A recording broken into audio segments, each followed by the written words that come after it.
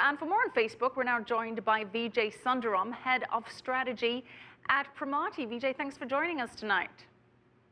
Thank you, Michelle. Thanks for having me.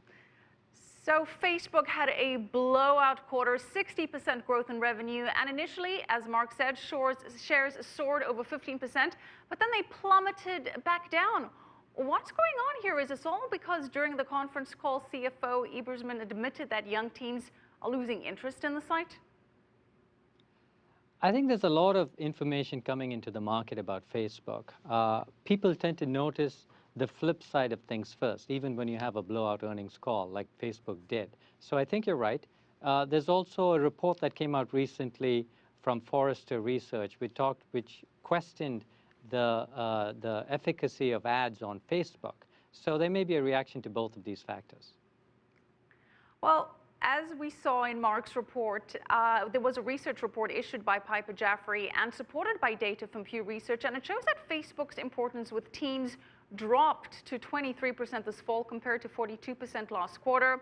Last year, CEO Mark Zuckerberg said it just isn't true that the company has a problem with the teen market. But is Facebook still cool? With the younger crowd, Facebook is still cool. But you know, the younger crowd tends to move to newer vehicles. You know, the big one here in North America is Snapchat. They've raised an incredible amount of money at an unbelievable valuation, and they have a lot of young people flocking to it. In some ways, young teens are the revenue engines of the future. They are the growth engines of the future. So it is wise for investors and others to watch for those trends because they tell you where the market will be in 2 years or more. Okay, but what about Instagram? Does that still have cool cachet, keeping in mind Facebook bought Instagram and said it will start selling ads on Instagram very shortly? So where do things stand on Instagram and with Facebook monetizing it?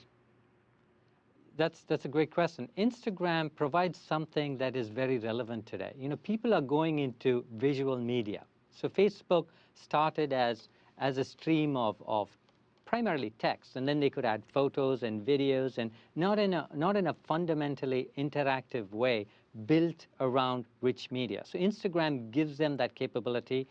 This is what teens want, this is what young people want, this is what advertisers want. So I'm quite sure that they will find a way to monetize this medium because this is the kind of retention and attention that advertisers are looking for. Pictorial stuff, visual stuff. Well, speaking of advertising, let's focus a little bit on the good news. And mobile ads now account for about 49% of Facebook's ad revenues. That's a pretty big deal. Why do you think Facebook has been so successful with selling in the mobile space?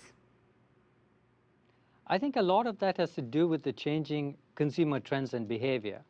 All of these social networks have started reporting how many more users, how more users are increasingly using the mobile platform.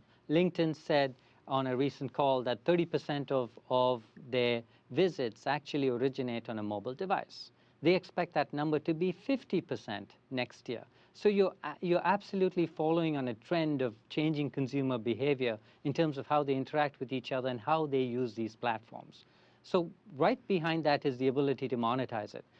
In some cases, the mobile advertising phenomenon started many years ago, 5 or 6 years ago, before these social platforms were ready. In fact, even before smartphones were quite ready. So now I think you're seeing a concurrence of events and a set of things that are coming together that can allow that underlying mobile investment and enablement to actually take off now and produce the kind of results that people have been struggling to see over the last 4 or 5 years.